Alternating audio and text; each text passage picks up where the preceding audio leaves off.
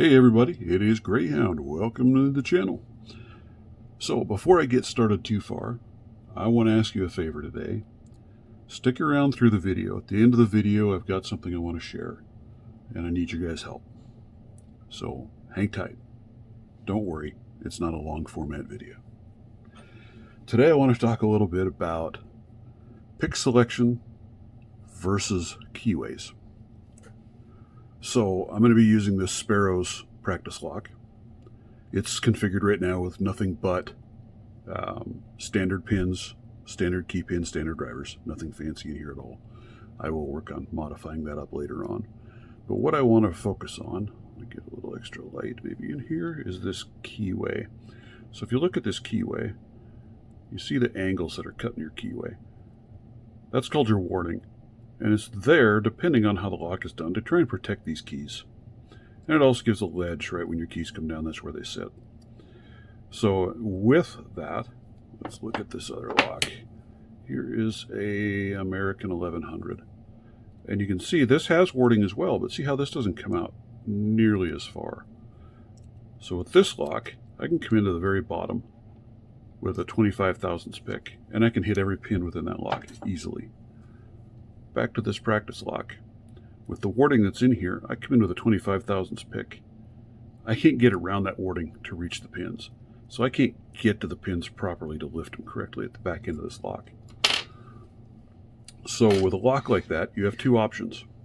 One, I can come up and I can work from this shelf and come in at an angle.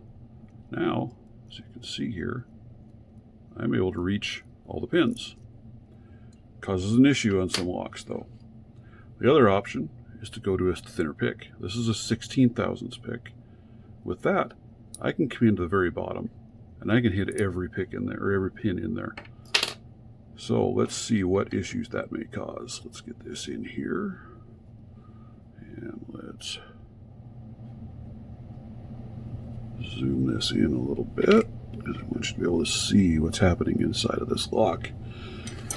So let's go back to my 25 thousandths, grab a tension wrench, and let's come in here at that angled ledge. All right.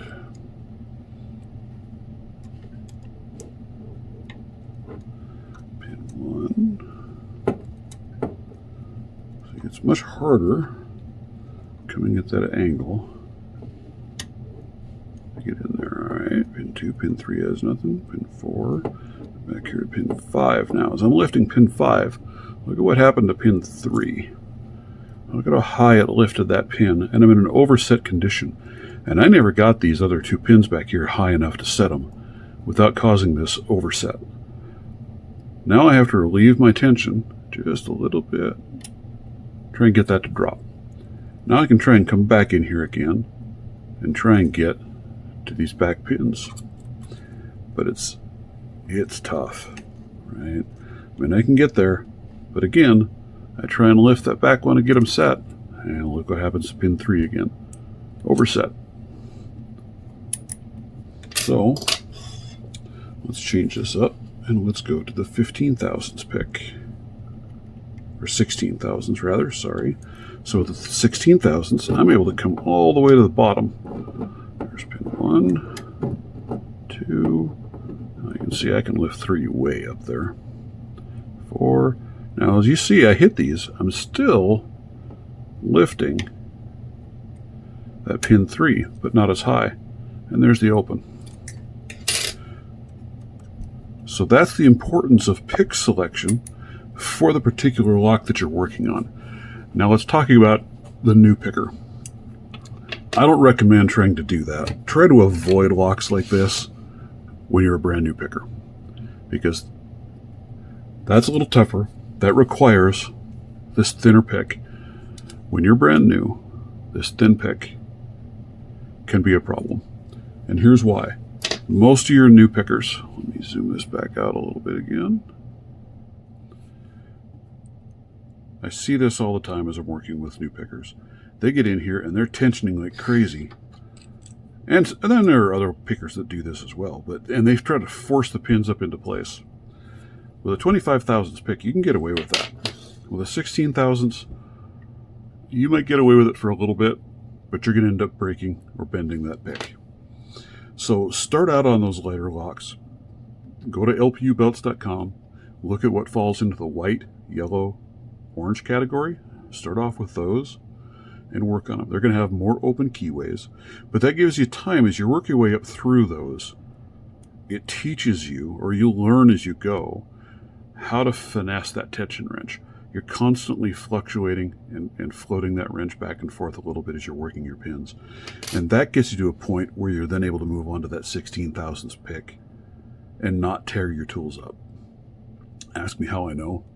I've got one of these somewhere that's busted because I got carried away in there working it.